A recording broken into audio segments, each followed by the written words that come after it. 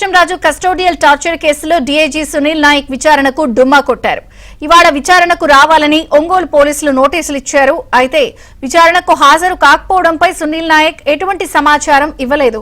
Raghurama custodial torture సమయంలో సునీల్ అక్కడే ఉన్నట్టు గుర్తించారు. గత ప్రభుత్వ హయాంలో ఏపీ సిఐడి డీఐజీగా ఉన్న సునీల్ ప్రస్తుతం బీహార్లో ఫైర్ సర్వీసెస్ డీఐజీగా సునీల్ నాయక్ కొనసాగుతున్నారు.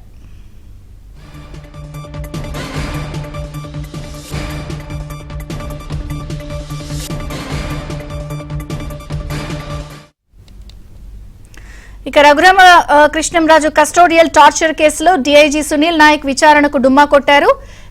ఇవాళ విచారణకు రావాలని ఒంగోలు పోలీసులు నోటీసులు ఇచ్చారు. పూర్తి సమాచారం ఒంగోలు ప్రతినిధి వెంకట్రావు అందిస్తారు. వెంకట్రావు.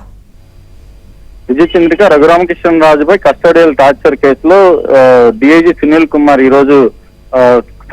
నాయక్ ఈ రోజు విచారణకు హాజరు కావాల్సి ఉంది. ఈ రోజు ఉదయం 11 గంటలకు ఒంగోలులోని ఎస్పీ కార్యాలయంలో విచారణకు హాజరు కావాలని డీఐజీ సునీల్ కుమార్ కి సంబంధించిన ఫ్యాక్ట్స్ తో పాటు ఆయన వాట్సాప్ నెంబర్ కి ప్రకాశం జిల్లా ఎస్పీ విచారణాధికారిగా ఉన్నారు. ఈ కేసుకు సంబంధించి ఆయన వాట్సాప్ ద్వారా అదేవిధంగా ఫ్యాక్ట్స్ ద్వారా ఆయనకి నోటీసులు జారీ చేశారు. అయినా కానీ ఆయన వైపు నుంచి ఎటువంటి రిప్లై రాలేదు. ఈ రోజు విచారణకు హాజరు అవుతారా లేదన్న సమాచారం కూడా ఇవ్వలేదు. ఈ రోజు ఉదయం 11 గంటలకు ఆయన విచారణకు హాజరు కావాల్సి ఉన్నా గానీ విచారణాధికారికి ఎటువంటి సమాచారం ఇవ్వకపోవడంపై పోలీసులు కూడా ఆరాధిస్తున్నారు.